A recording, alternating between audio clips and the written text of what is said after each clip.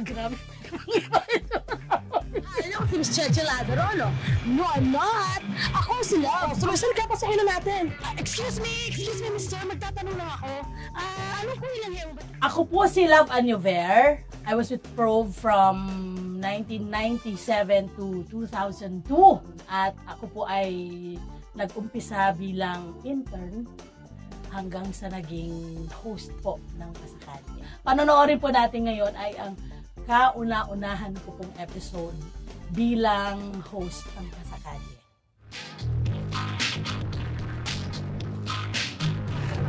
Jaran!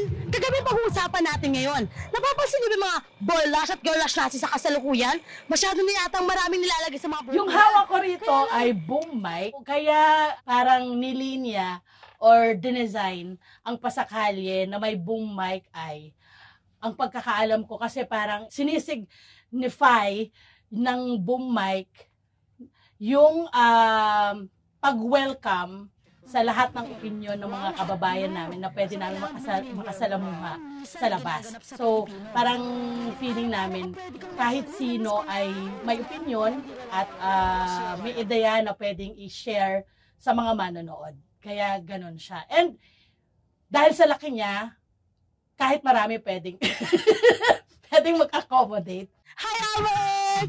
Hi! Ba't ka naman napakulay ng ganyang buhok?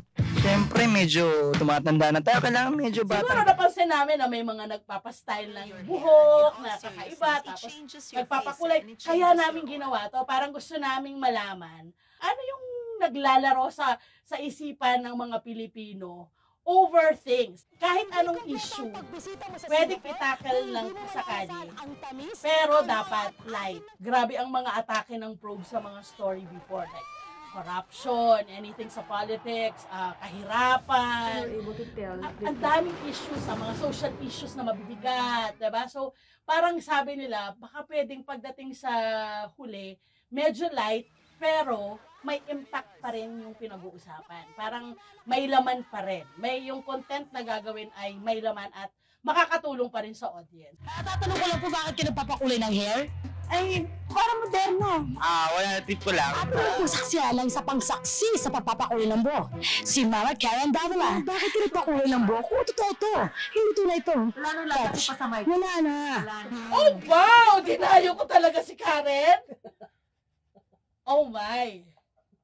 Ilang taon na ba ako? 21? Thank you. Wow!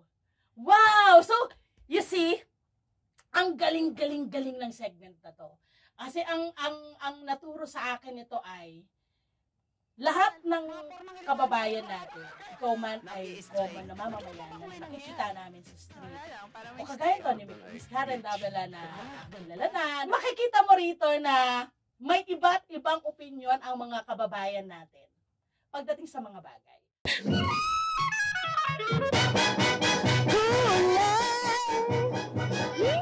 Ang cute ko na, no? Magaling na parang hair ko.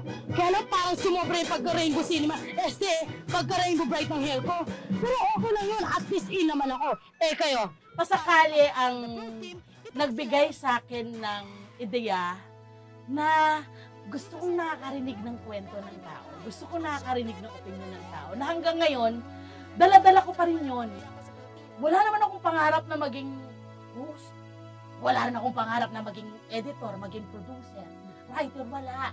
But you know, ang pinaka-memorable sa amin ay yung kung paano namin binubuo yung story.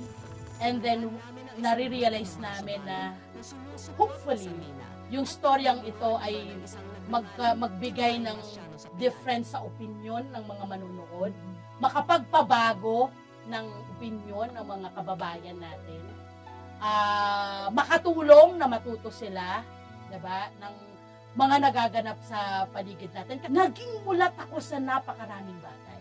And thankful ako sa Probe kasi nagkaroon na ako ng pakialam